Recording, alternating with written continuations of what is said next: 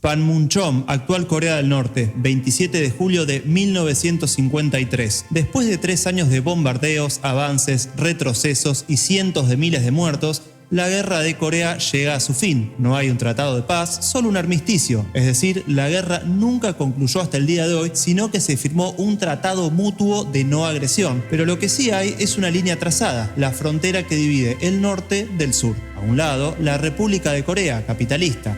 Al norte, la República Democrática de Corea, bajo el mando absoluto de Kim Il-sung. Acá les doy un breve pantallazo de cómo era la vida en Corea del Norte en esa época que, aunque difícil de creer en un primer momento, sigue siendo igual que hasta la actualidad. Se crea el Partido Único del Trabajo en Corea que rige todos los aspectos de la vida, y cuando digo todos, digo todos. Si hay un sistema de vigilancia interno, es decir, cada barrio tiene células que informan sobre los ciudadanos y sus comportamientos. Los medios y el arte están centralizados, es decir, no existe prensa libre ni arte sin supervisión del régimen.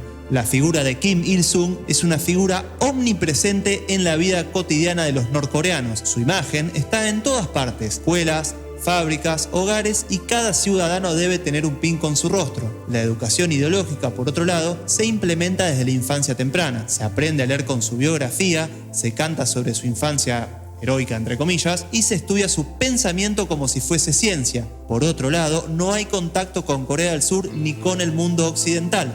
La radio, televisión, libros y canciones extranjeras están estricta y rigurosamente prohibidas. Las fronteras están herméticamente selladas y salir del país es prácticamente imposible. Kim Il-sung entendió el poder de la música como instrumento emocional. Desde el inicio de su mandato, exigió que se compusieran canciones sobre su vida, tanto reales como imaginadas, daba lo mismo realmente para el régimen. Supervisaba festivales musicales, alentó la creación de canciones que combinaran tradición coreana con contenido revolucionario, estableció que toda expresión cultural debía girar en torno a la educación ideológica del pueblo, y en sus memorias llegó a decir que una buena canción puede valer más que 100 discursos. Y en Corea del Norte eso no fue una metáfora, fue una política de Estado que se sigue implementando con puño de hierro hasta el día de hoy. Ahora bien, volviendo al plano musical, acá nos encontramos con un panorama muy distinto a otros países que ya hemos abordado en este canal, donde la música es en sí misma un medio de expresión e identificación cultural. Lo que nos encontramos en Corea del Norte es que la música está vista y tratada como una herramienta de adoctrinamiento y control total para con la sociedad. Desde muy temprano, el músico en Corea del Norte no es un artista, es un servidor del Estado. Su rol es funcional y su inspiración dirigida. Es música para cantar en grupo, para recordar que no hay individuo fuera del colectivo. Voy a pasar a enumerarles un par de características en común que encontré con la música norcoreana, pero sin meterme en detalles puntuales o tecnicismos precisos. Las melodías son simples y fáciles de memorizar. Hay una marcada repetición en las estructuras de las canciones y que resultan más fáciles de cantar en grupo, y el punto fuerte, el ensamble coral. La gran mayoría de las obras están diseñadas para ser cantadas por un grupo numeroso a muy numeroso de gente con texto explícito, sin metáforas ambiguas. Todo esto está pensado para enaltecer la imagen del líder y dilapidar así la noción del individuo. Ustedes saben que cuando hago este tipo de videos de música de países, me gusta nombrar compositores, bandas u obras de manera cronológica para poder ilustrarles así las características propias de la cultura de ese país que conlleven a formar su identidad. Es decir, por qué la música de Corea es distinta a la de Nigeria. Sin embargo, hoy voy a tener que romper un poco ese formato habitual por el simple hecho de que, como les expliqué recién, la música en Corea es funcional al régimen y su mandato. Por ende, el 95% de los compositores hacen lo mismo y las canciones son prácticamente todas iguales. Las canciones publicadas recientemente prácticamente no difieren de aquellas publicadas hace casi 70 años atrás, pero aún así todo voy a nombrarles 5 canciones y autores más destacados, de los cuales toda la música existente en Corea del Norte es básicamente una copia de esto. Kim Won-gyun es el más importante, el que compuso el himno. Después está Ri Myon-sang, Hwang King-chong, Choi Sang-wan y Kim Ok-sun. Ahora vamos con las canciones. Canción del general Kim Il-sung. Esta es la canción cabecera del régimen. Es obligatoria en actos, escuelas y hasta como despertador en ciudades. Y los otros temas serían Solo vamos a seguir al líder, Sin el líder no hay madre patria, Defendamos al socialismo y quizás la más interesante de estas que nombré sería Arirang, que es una canción folclórica coreana, es decir, de antes de que se separaran ambas Coreas, y que el régimen se la apropió y modificó la letra hablando del régimen y del líder. Ahora bien, ¿cómo hacía el régimen para que la música llegase a la población norcoreana? ¿Cómo hacen los ciudadanos para escuchar música? ¿Pueden escuchar música? ¿Pueden elegir qué escuchar, en qué momento o en qué lugar hacerlo? Para poder responder estas cuestiones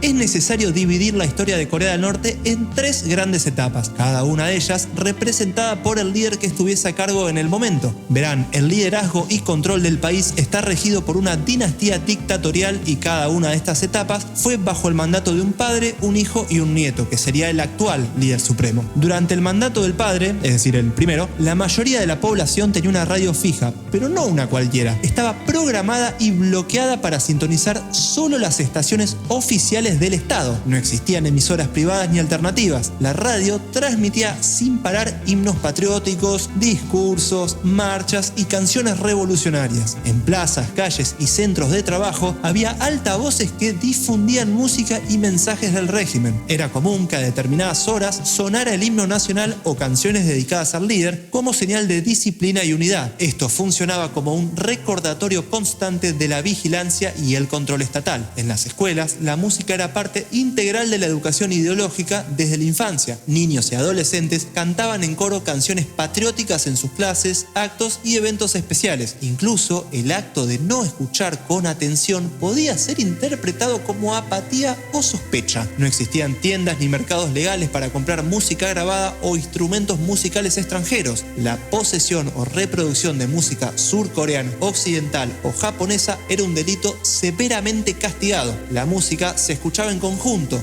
en actos públicos o espacios controlados, nunca como una experiencia íntima o privada. No había auriculares ni reproductores personales. El hecho de que los norcoreanos no conozcan la existencia de algo tan básico como unos auriculares, lógicamente está pensado para forzar al individuo a escuchar música en grupo y no en solitario. Pyongyang, mediados de los años 70.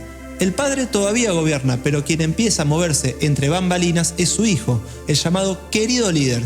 Su rol no es militar ni económico, es cultural. Desde muy joven, el hijo mostró una obsesión particular por el cine, el teatro y la música escénica. No solo veía cine soviético y chino, sino que también mandaba a importar películas europeas, especialmente francesas, de forma clandestina. Si con el padre la música era herramienta, con el hijo se vuelve una especie de maquinaria. Ahora hace falta todo un show. El hijo reorganiza orquestas, ensambles y coros para dar lugar a espectáculos más grandilocuentes, más sincronizados y a la vez más perfectos. Nacen así los conjuntos artísticos estatales, verdaderas fábricas de propaganda musical. Es decir, el arte sigue sin ser libre, pero ahora es más profesional, más pulido y a la vez también más exigente. Acá es donde tengo que nombrarles al Ensamble Electrónico de Pochombo. Fundado en 1985, este grupo fue la joya propagandística de los años 80 y 90. Usaba sintetizadores, guitarras eléctricas,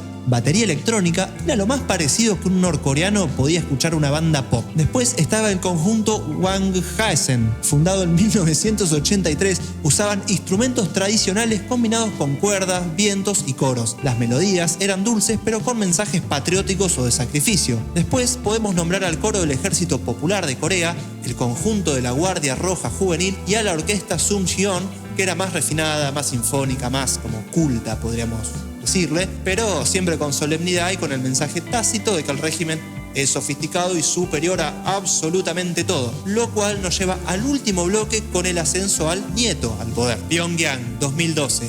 Un año después de la muerte del padre, el nuevo líder joven, educado parcialmente en Suiza y fanático del básquet, toma el mando de la nación más hermética del mundo. Tiene poco más de 25 años y un gran desafío: heredar una dictadura y a la vez modernizar su imagen para mantener el control. El nieto se da cuenta de que la juventud necesita estímulos visuales y musicales nuevos. Entonces aparece el grupo que va a marcar su estilo, la Moran Bong Band, formada en 2012 y compuesta por mujeres jóvenes, atractivas, con vestuarios modernos, cortes de pelos occidentales y un estilo que mezcla medio entre música pop, electrónica, orquesta y marchas militares. Vendrían a ser como una especie de Spice Girls norcoreanas, pero cantando sobre comunismo, sacrificio, el líder y misiles nucleares. Las letras siguen siendo 100% propagandísticas, pero los arreglos suenan a pop coreano, con sintetizadores, batería eléctrica y violines estilo película de acción. Tienen proyecciones en 3D, luces LED, vestuarios con lentejuelas, pero también desfiles de tanque de guerra como fondo, y hacen shows solo para la élite, y sus conciertos se televisan en cadena nacional. El nieto asistió personalmente al primer concierto y eligió a sus integrantes, como si armara un casting para su propia banda sonora personal.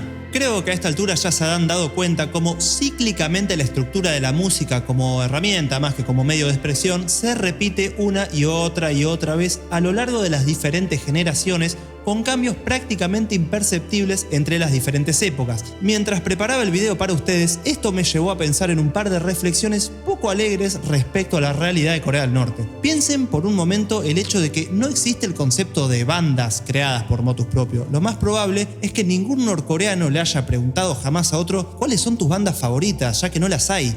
Uno ve imágenes de este país y probablemente las personas que se ven en fotos jamás hayan escuchado los Beatles. Pongo a los Beatles como ejemplo, ya que es un grupo que todos escuchamos alguna vez o al menos saben quiénes son, pero el hecho de que te obliguen a escuchar marchas militares por altoparlantes en la calle y te veas forzado a demostrar incluso entusiasmo ante todo esto da una imagen muy nítida y clara de lo opresivo e inimaginable que debe ser vivir, crecer y concebir el mundo bajo un régimen tan desolador. Espero que les haya gustado la idea del video, que hayan aprendido algo o al menos que les haya interesado lo que les conté. No olviden ponerle me gusta, suscribirse, darle a la campanita, compartírselo a sus amigos. Yo soy Nico de Lorenzini y como siempre digo, gracias gente por estar del otro lado y nos vemos en el próximo video.